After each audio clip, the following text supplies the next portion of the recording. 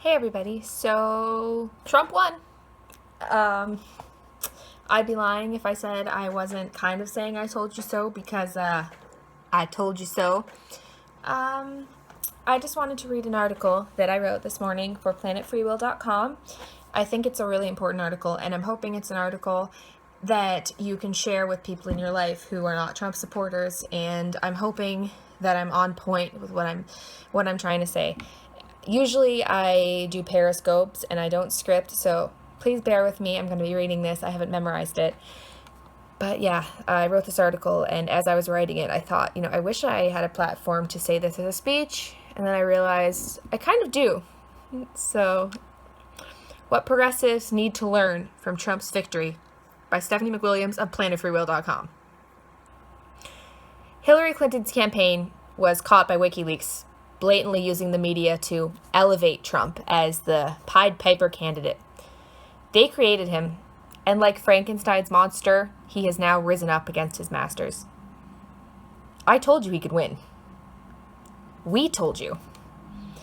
The outcome of this election is no surprise to avid watchers and readers of alternative media. Though I never went as far as making a firm prediction he would win, I've been maintaining for months now just how close it would be. My point was always this: if the election is completely fair, Trump will win. Hillary can only win by rigging it. Every time we told you just how misleading and fake the polls were, you refused to listen. Every WikiLeaks email revealing collusion with the media, you ignored them. Every time we said that the DNC rigged the primary against Bernie Sanders, you insisted that Democrats must vote for Hillary. You rolled over and accepted the DNC stealing a primary.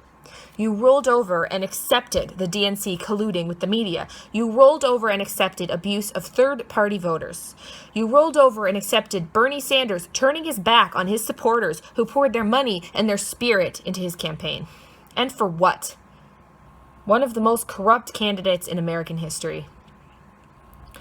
And just a hint for those who still refuse to listen: it's nothing to do with her being a woman. How do I know that? Because unlike the useless media and the Democratic establishment, I listened to Trump supporters. I befriended them. And in a way, even as a Canadian who is not politically aligned with many of Trump's actual policies, I became a part of them. Not as a true believer, perhaps not thinking he will make America great again, but because I saw a movement of people who were fed up with the regressive left and the corruption in Washington and in the media. And what did I find?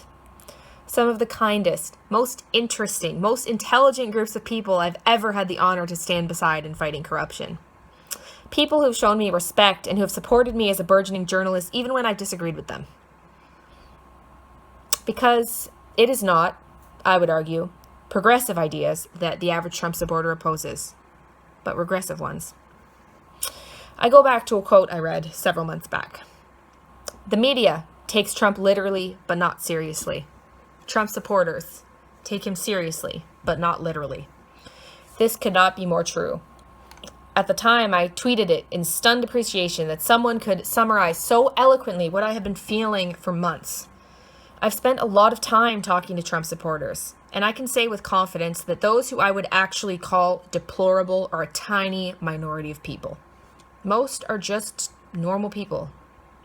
People who are sick of corruption, sick of the status quo, and sick of being told that by organizing and supporting Trump, they are racist, sexist, homophobic, etc. They chose to see the man behind the rhetoric. A man who is unproven. A wild card, sure, but a man who bothered to listen to them. Hillary Clinton represents regressiveness of the left in its purest form, and she has done a great amount of damage to the Democratic Party of yore. The tolerant progressives who aggressively oppose free speech by using their own constructs to deem what they find unacceptable hate speech. The tolerant progressives who will spend countless hours and dollars fighting such horrendous injustices as bakeries refusing to bake cakes for gay weddings, while simultaneously claiming it is Islamophobic to criticize the parts of Islamic belief which lead to Islamists who behead LGBT people in the town square. The tolerant progressives who will foam at the mouth over a police shooting, while ignoring the thousands of other shootings that are happening in suffering Black inner city communities at the very same time. The tolerant progressives who will panic over office air conditioning and Halloween dog costumes being sexist, while ignoring racist Islamist countries where women can be stoned for adultery. The tolerant progressives who think screaming racist and sexist passes as an argument. This election should be a bucket of cold water on your heads. Enough is enough with the social justice warrior bullshit. Look, I say this as kindly as I can. I know I'll have friends and family listening to this, people who are like me in a lot of ways, people who really don't want gay and transgender people to be abused and bullied, people who don't want Muslims to be harassed in the street, people who don't want Black people dying due to gang violence or police brutality, people who don't want women to be raped, people who actually would love and celebrate a woman president if said president was an ethical politician and an ethical human being. We're more alike than you think. And Trump supporters are more like you than you think too. It's not about Trump the man. It never has been. It's about people.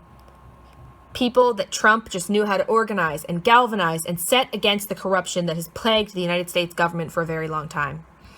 You can fake polls, you can fake rallies, you can corrupt and you can control the entire media, but you cannot fake the electricity that has been building in the air as we approach this election, and that is how my heart knew Trump would win.